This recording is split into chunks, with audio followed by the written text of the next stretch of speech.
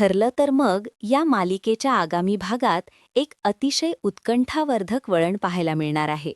होळीच्या निमित्तानं प्रियानं पुरणपोळी बनवलेली असते.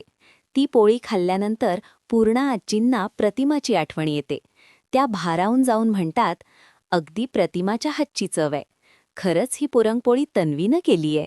यावर प्रिया संधी साधत म्हणते, हो आजी, चव तर सेम असणारच ना, शेवटी रक्ताचं नातं आहे आमचं. प्रिया ही सर्गा मुद्दाम प्रतिमा आत्याच्या जवळ उभे राहून बोलत असते. होळी पेटलेली असताना त्या आगीच्या ज्वाळा पाहून प्रतिमा आत्यांच्या मनात काही जुन्या आठवणी जागृत होतात आणि त्या अचानक बेशुद्ध पडतात. सायली आणि घरातील सर्वजण प्रचंड घाबरतात. सायली ओरडत म्हणते, प्रतिमा आत्या, काय झालं? त्यांना तातडीनं हॉस्पिटलमध्ये हलवण्यात येते. हॉस्पिटलमध्ये गेल्यावर डॉक्टरांकडून समजते की प्रतिमा आत्यांना तातडीनं रक्ताची गरज आहे. अर्जुनच्या लक्षात येते की प्रिया आणि प्रतिमा आत्यांचा ब्लड ग्रुप सारखाच आहे. मात्र स्वतःला मुलगी म्हणवणारी प्रिया रक्त द्यायला टाळाटाळ करते.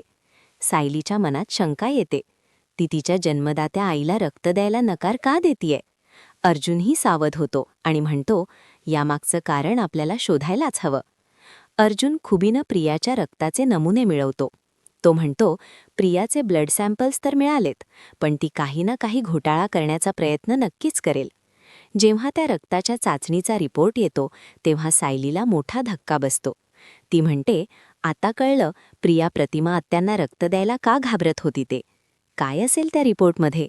प्रियाचं खोटं नातं आता सगळ्यांसमोर येणार का? भागाच्या शेवटी अर्जुन आणि सायली एकाच वेळी कोणाशी तरी फोनवर बोलताना दाखवले आहेत. ते नक्की कोणाला काय सांगत आहेत हे पाहणे औत्सुक्याचे ठरेल. हा प्रोमो संपलेला आहे. भेटूया पुढील भागात. तोपर्यंत नमस्कार.